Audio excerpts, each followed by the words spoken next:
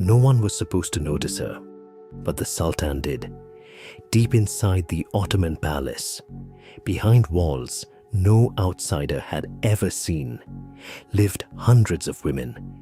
They were trained from a young age, taught how to walk, how to speak, how to stay silent. Every movement calculated, every word measured.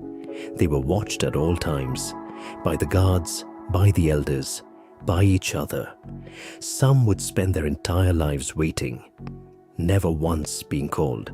They would grow old inside these walls and die inside these walls without ever being seen. But she was different, not because she was the most beautiful, not because she tried harder. There was something about her, something no one could quite explain, a stillness, a quiet that drew attention without asking for it.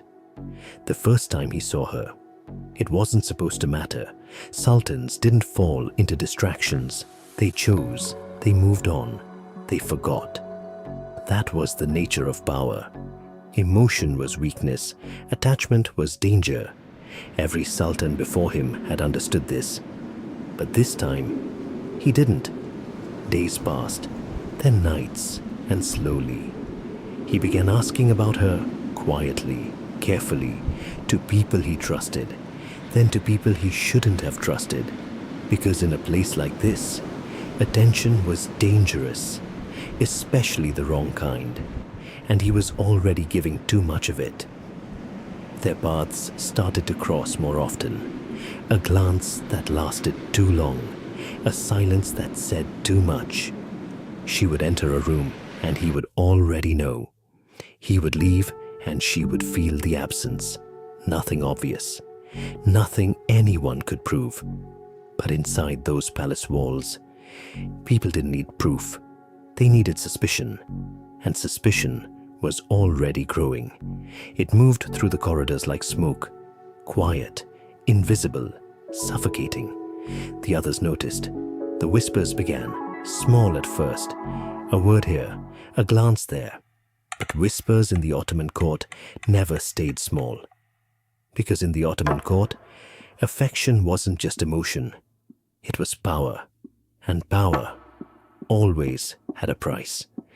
Those who held it protected it with everything they had. Those who threatened it rarely saw it coming. The closer he moved toward her, the more dangerous it became. For both of them.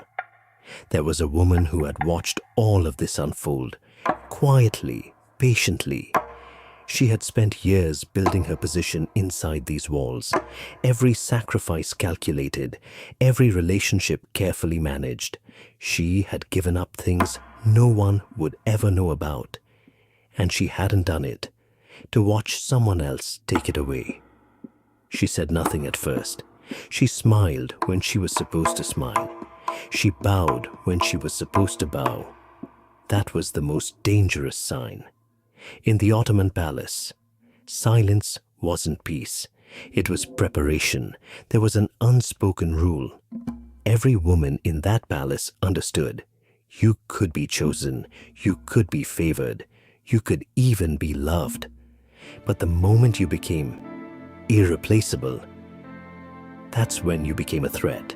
And threats inside these walls didn't last long. History had proven this over and over again. Women who rose too fast, women who were loved too deeply. They didn't just fall, they disappeared. She knew this, he knew this, and yet neither of them stopped. There are moments in history that look small from the outside. A word spoken in a quiet corridor, a door left open that should have been closed, a decision made at night that daylight could never take back. These moments don't announce themselves. They arrive quietly, and only later, when everything has already changed, do you recognize them for what they were. This was one of those moments, and the palace would never be the same. One night, he made a choice no ruler was supposed to make, not for love, not for desire, and definitely not for someone like her.